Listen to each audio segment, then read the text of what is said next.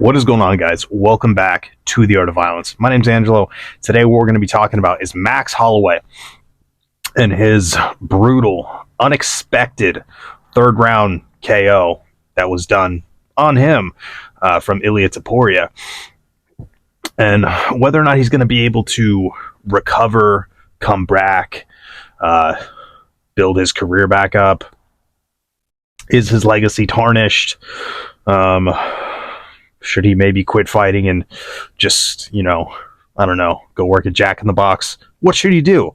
These are questions people have, and today I'm going to answer them. So, should he quit his job and go work at Jack in the Box? Yes, I think he should. I think Max would make a phenomenal Jack in the Box worker. I think he would really crush it. I think his true calling is really just to be a Jack in the Box worker, I really think that he's just made to flip tacos. The same intensity that he fought with and the same speed and power. Well, he doesn't really have much power, but the same aggression and just ferociousness that he fought with. I think he should really take to Jack in the Box. I think he would crush it. So next time you visit your local Jack in the Box, you see Max Holloway in the kitchen, don't say I didn't tell you so. And know that he is pursuing his true calling. All right? Remember that. So I'm just going to come out and say it. I think Max Holloway's legacy is tarnished. I do. I think it's tarnished. I think that he will never have his name just doesn't carry the same weight now. I mean, how could it? Got beat by Volk 3 times. Beat by Dustin Poirier. Now he gets TKO'd. Also dropped by Justin Gaethje. And now he gets TKO'd against Ilott Tore in 3 rounds. And Ilya put on an absolute masterclass. He put on he made it look easy, to be honest with you. I know in the first round, a lot of people did feel like that was Max's, and they did feel like, the fight was maybe going to go his way or something. But, that's what Ilya does, and that's what a lot of really smart high-level fighters do. They give up the first couple rounds so they can educate themselves on what you're doing, download your movements, what you're doing, your reactions, your reaction timing, what you're biting on, in terms of feints or punches that you're throwing.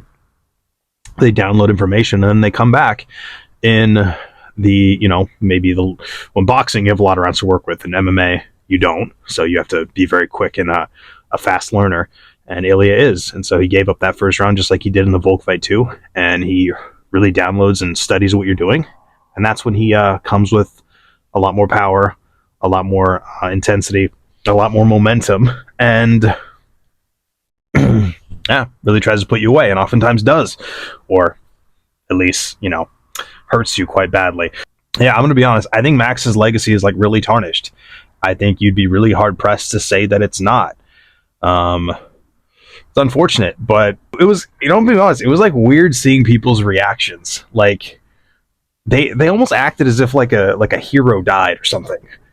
And I don't really get that. I personally found Max Holloway annoying for a while.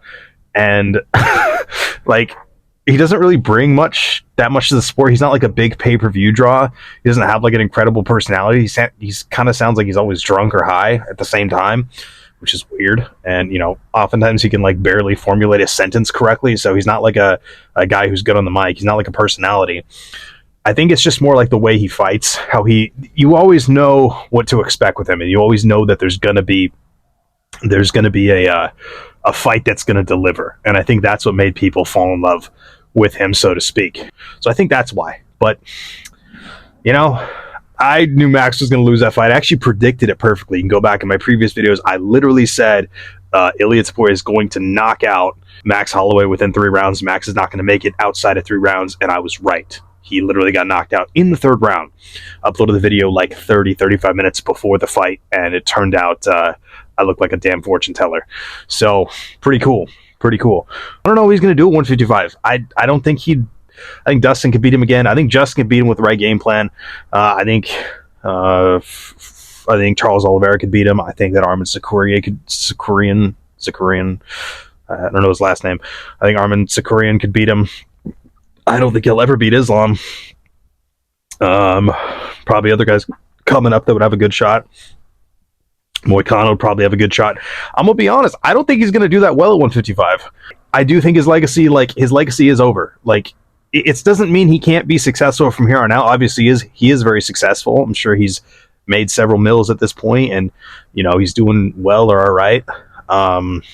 He should. He's been fighting since he was like 20, so hopefully he has. But yeah, like the Max Holloway that we all like thought we knew, or that people like just fell in love with, or thought was never going to lose or get knocked out, or the guy who was the best bantamweight of all time or featherweight of all time. No, absolutely not. There's no way. You can't lose the same guy 3 times in a row and then lose to Dustin Poirier at 155 and then get knocked out by the same guy who knocked out Volkan 2 rounds in 3 rounds. You can't. It's done. His legacy's over. He can try to build a new one. He is pretty young. Again, I don't really think he's going to do that well at 155, but we'll see, man. We'll see. He's got too many defensive errors, too many holes in his game. Those guys at 155 hit harder. Some of them are just as skilled, if not more skilled. Probably there's actually more skill in the 155 pound division than 145 pound easily. So I'm just going to say, I don't think he's going to do that well. We'll see. See if he works on his defensive holes, and in his game, he starts to move his feet correctly, learns how to move in every direction correctly with good footwork in position, and doesn't make stupid decisions like switching in range or keeping his hands down or keeping his head wide up and brawling with you. All these very poor, unintelligent decisions that he makes in fights. We'll see if he can correct any of those and see how he does at 155. But I don't know. This might kind of be the end of Max Holloway. So we'll see. Let me know what you guys think in the comments below. Do you agree? Do you disagree? Do you hate me for saying that Max should work at Jack in the Box? Maybe Taco Bell? I don't know. Let me know what you guys think in the comments below. I'll respond to every single one. So my name's Angelo. This is The Art of Violence. Till next time.